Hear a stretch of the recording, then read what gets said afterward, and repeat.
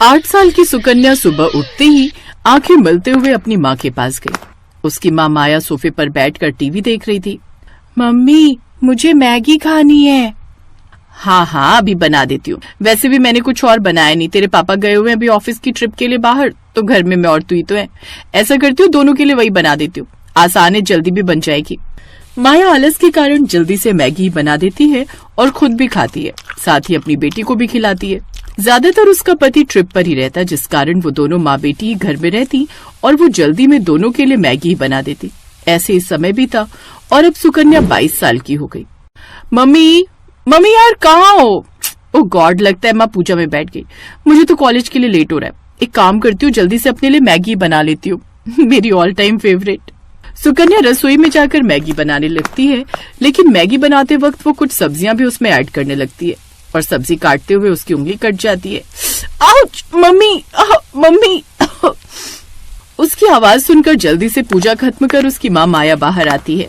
अरे ये क्या, काट ली ना उंगली, ध्यान से काम नहीं कर सकती, रुक मैं अभी पट्टी लगा लेती हूँ। सुकन्या की माँ उसकी उंगली में पट्टी लगाती है, जिसके बाद वो उसे मैगी बना कर देती है। सुकन्या अपने माता पिता की इकलौती बेटी थी, इसलिए वो उससे ज्यादा रसोई का काम नहीं लेते थे, इसलिए सुकन्या को भी मैगी के अलावा कुछ और बनाना आता ही नहीं था। तू भी ना यार अंकित, पता नहीं कब तक यूं ही मेरे साथ तफरी मारता फिरेगा। ओ मैडम, तेरे लिए सीरियस हूँ मैं, समझा? ऐसा मत बोल। तो फिर क्यों नहीं आता मेरे घर मेरा हाथ मांगने? मैडम ऐसा है ना, पहले पढ़ाई पूरी कर लो और मेरी नौकरी लगने दो, तभी तो आ पाऊंगा ना। ऐसे ही समय बीतता है और अंकित की अच्छी नौकरी लग जाती है। वो मैगी बनाने वाली कंपनी में मैनेजर की पोस्ट पर लग जाता है। फिर वो अपने घर पर अंकिता के बारे में बात करता है और दोनों के परिवार वाले आपस में मिलते हैं। देखिए बहन जी, ये मेरी इकलौती बेटी है, बड़े ही प्यार से पाला है मैंने इसे, तो इसका अच्छे से ध्यान रखिएगा। आप चिंता मत कीजिए बहन जी, हम बहू नहीं बेटी ले जा रहे हैं। कुछ महीने बाद उन दोनों की शादी हो जाती है। एक दिन, बहू जल्दी से मेरे लिए चाय बना दे, रोज तो अपने हाथों की पीती थी, आज से बहू के हाथों की पी लेती हूँ। जी माँ जी, मैं बस अभी बना कर लाई। सुकन्या जल्दी से रसोई में जाती है और चाय बना कर ले आती है। पीकर बताइए ना माँ जी कैसी बनी है। अरे रुक तो जा, गरम गरम पी लूं क्या, बहू है तू मेरी, ऑर्डर ना कर। सच ही कहते हैं लोग, ये सास तो सास ही होती है।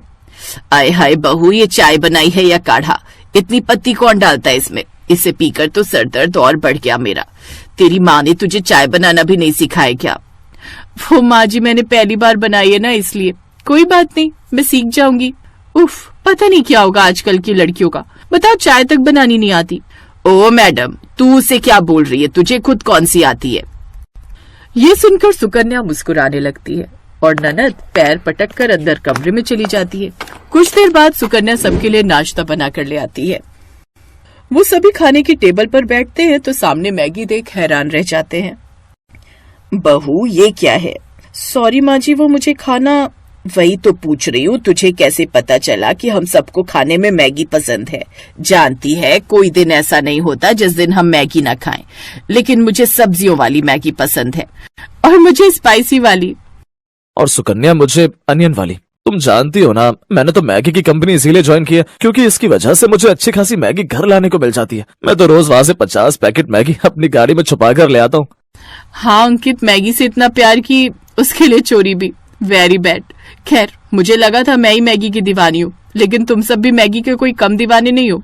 अगर मैगी वालों का बस चले ना तो हम सबको अपनी मैगी का फैमिली एम्बेसडर बना ले। सुकन्या खुश हो जाती है। अब वो सुबह शाम सबके लिए मैगी बनाती है।